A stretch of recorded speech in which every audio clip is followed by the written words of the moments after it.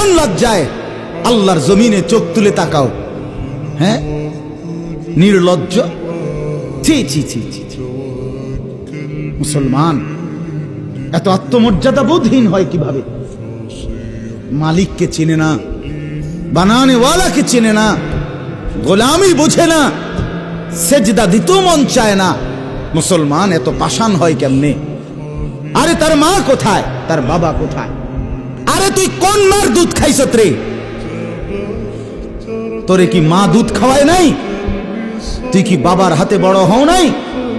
তুই কি মুসলমানের ঘরে জন্ম নেও নাই? হায় না ফরমান। মা বাপ গুলোকে বললাম, কি ফুতেরে মা আমনে দুধ খাওয়াইলেন? এই অপদার্থ তো সেজদাও দেয় না। হ্যাঁ, এই বাপ, কাল লাগে বিল্ডিং বানাইলেন? এই হাইওয়ান তো সেজদাও দেয় না। কাল লাগে সোফা বানান, মাতবুরি দেখান, চা দোয়ানে বইয়া গপ মারেন, জিভুত লইয়া বালা আসি, কিতা বালা?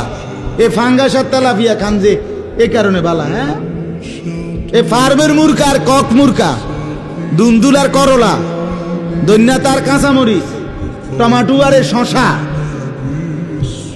এই তো খানা। আর কিতা কথা বলে? নারকি ঘুরে গেলে তো ফাঙ্গাস তেলাপিয়ে। দুনিয়ার বেশি কি ভোগ করছি আমরা? খুব আশ্চর্য কিছু, অনেক কিছু দুনিয়া ভোগ করছি আমরা। এটুকু দুনিয়া ভোগ করছেন বলে এ ফান কদ্দুর খান, বিড়ি খান, চা খান, বন খান, টেলিভিশনে মানুষের বেডির নাচ চান। আমনের বেডি তো আর নাচে না, নাচে মানুষের বেডি। কথা বলেন না? এতটুকু দেখেই দুনিয়া ভোগ করছেন বলে খুশি হয়ে গেলেন, তৃপ্ত হয়ে গেলেন, মজা পেয়ে গেলেন।